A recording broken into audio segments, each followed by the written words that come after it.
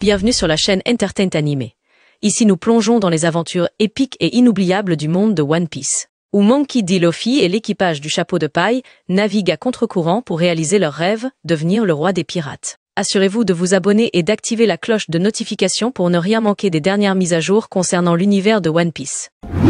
En reprenant l'histoire du chapitre précédent, où Robin et l'équipage des chapeaux de paille discutent avec Saul, l'intrigue se déplace ensuite vers l'île de Hachinosu, le repère des pirates de Barbe Noire. Là-bas, Barbe Noire et ses commandants titaniques débattent des informations obtenues de Caribou sur les deux armes antiques. Au milieu de ces tensions, Barbe Noire demande à ses hommes de garder leur calme. Il affirme que débattre sans avancer ne sert à rien. Pour résoudre ce dilemme, il décide d'attendre le retour de Lafitte. Grâce à ses talents d'hypnose, Lafitte pourra déterminer si Caribou ment ou s'il dit la vérité. En attendant son retour, la discussion sur les informations de Caribou est suspendue afin d'éviter tout conflit supplémentaire. Après cela, le sujet de conversation cesse tourné vers l'arrivée de l'équipage du chapeau de paille à Elbaf. Lorsque le débat sur Elbaf a commencé, Kuzan s'est souvenu de Saul. Il savait que Saul avait survécu à la tragédie d'Ohara et s'était réfugié à Elbaf. Kuzan, qui n'avait jamais eu l'intention de tuer Saul, était soulagé de savoir qu'il avait réussi à s'en sortir. Zang comprenait que les flammes qui avaient ravagé Ohara avaient fait fondre la glace qui emprisonnait Saul, lui permettant ainsi de s'échapper. Alors que Kuzan était perdu dans ses pensées, Barbe Noire a commencé à parler des choses intéressantes à propos d'Elbaf. Selon lui, le royaume des géants regorge de potentiel à exploiter, notamment une richesse abondante. Les rumeurs circulant indiquent qu'Elbaf abrite les trésors de la noblesse, d'une valeur inestimable. De plus, Elbaf est connu pour être le lieu où pousse l'arbre Adam, cet arbre légendaire constituant une partie essentielle de la structure naturelle du royaume. Avec une combinaison de richesses matérielles et de ressources naturelles abondantes, Elbaf semble être une cible très attrayante pour l'équipage de Barbe Noire. Cependant, les intentions de Barbe Noire risquent d'intensifier les conflits à venir, en particulier avec la présence de Luffy et de son équipage à Elbaf. En tant que personnage passionné par l'histoire, il n'est pas surprenant que Barbe Noire soit au courant de l'existence du grand arbre Adam,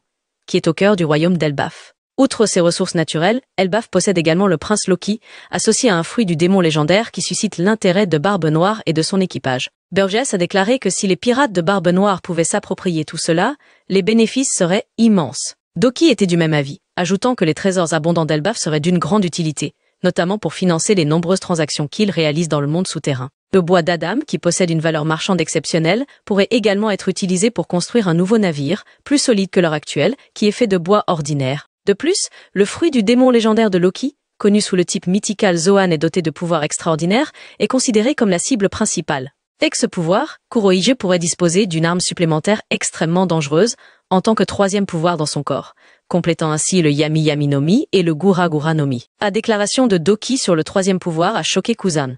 Il vient de découvrir que le corps de Kurohige pouvait contenir un autre fruit du démon. La réaction de Kuzan montre qu'il n'est pas totalement loyal envers l'équipage de Barbe Noire. Il a un agenda caché qui devient de plus en plus menacé si Kurohige devient plus fort avec l'ajout d'un nouveau pouvoir du fruit du démon. De plus, Doki manifeste un grand intérêt pour les plantes rares de la forêt d'Elbaf.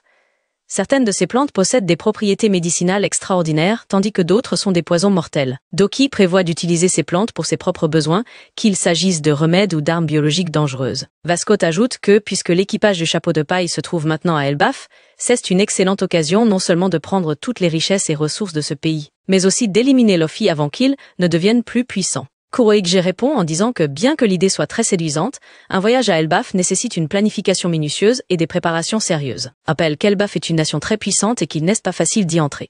Créer le chaos là-bas causerait sûrement de lourdes pertes pour Kurohige.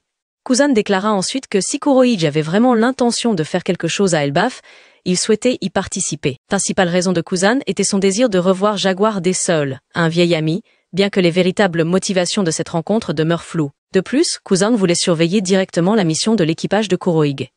Il craignait que si Kurohige réussissait à obtenir son troisième fruit du démon, son propre plan secret deviendrait de plus en plus difficile à mettre en œuvre. Il était conscient que plus Kurohige devenait puissant, plus il lui serait difficile d'accomplir sa mission, qui restait encore secrète. Passons maintenant au quartier général de la marine, où Akainu se trouve dans son bureau, recevant divers rapports récents concernant la situation à Elbaf. Parmi ces rapports, on parle de l'arrivée de Luffy et de son équipage, des informations concernant le prince Loki enchaîné, ainsi que des rumeurs sur les déplacements d'une figure légendaire dans ce pays. Cependant, l'information selon laquelle Saul est toujours en vie et poursuit ses recherches à Ohara attira particulièrement l'attention d'Akainu. Cette nouvelle enradia Akainu. Il avait l'impression que tous ses efforts pour détruire Ohara dans le passé étaient inutiles. En tant qu'amiral de la flotte, Akainu était celui qui avait ordonné la destruction d'Ohara, y compris l'attaque contre les navires d'évacuation, afin de s'assurer qu'aucun chercheur d'Ohara ne survive. Pour lui, les recherches d'Ohara représentaient une menace considérable pour la stabilité du gouvernement mondial. Avec la situation qui devient de plus en plus tendue, il est fort probable qu'Akainu prenne des mesures pour empêcher tout développement supplémentaire, que ce soit concernant les recherches à Elbaf ou les mouvements de Luffy et Kurohige. Toutes les parties concentrent désormais leur attention sur Elbaf, faisant de ce lieu un point de conflit majeur pour l'avenir. Dans le chapitre précédent, une révélation choquante a émergé concernant un incident du passé à Ohara.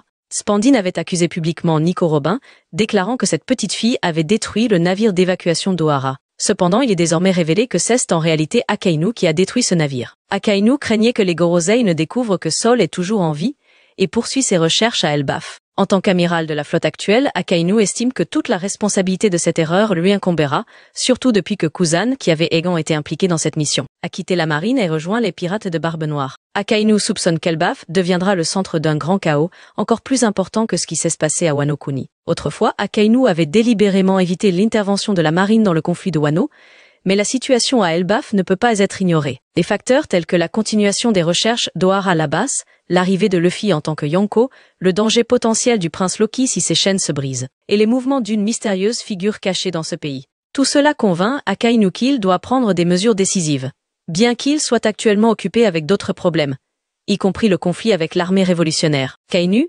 ordonne immédiatement à ses subordonnés de recenser le nombre de forces et de navires de guerre prêts à être déployés, à l'intention d'envoyer une grande armée vers le pays des géants. Il est même possible qu'Akainu participe personnellement à cette mission. D'autre part, Kuzan et les pirates de Barbe Noire préparent également leur voyage vers Elbaf. Avec ces deux grandes figures, Akainu et Kuzan, il est possible qu'ils se retrouvent à nouveau face à face. Il est difficile d'imaginer ce qui se passerait si ces deux-là s'affrontaient à Elbaf. Leur combat influencerait non seulement le destin d'Elbaf, mais aussi l'avenir du monde à une échelle bien plus grande. Dans un autre endroit, Imusama est montré dans une pièce mystérieuse.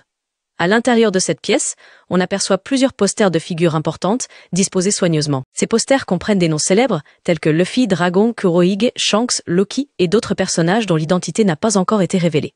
Peu après, un serviteur entre et annonce que les personnes convoquées par Imusama sont arrivées.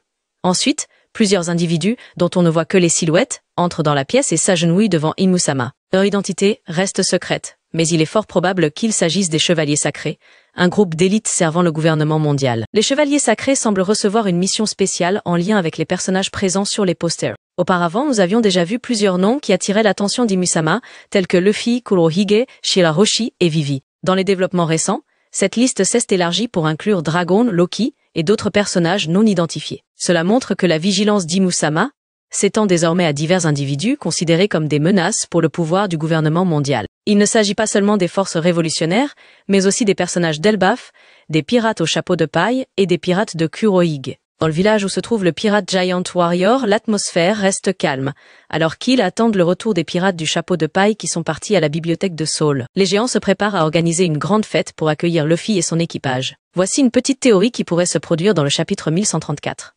Qu'en pensez-vous? N'hésitez pas à partager vos réflexions dans les commentaires ci-dessous.